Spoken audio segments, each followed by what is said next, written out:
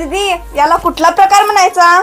याला का, याला वाव प्रकार म्हणायचा आहे. म्हणजे वावच प्रकार आणलेले पहा आपल्या मोरपंख मध्ये. पुन्हा एकदा न्यूली लॉन्च डिझाईन झालेली आहे पहा.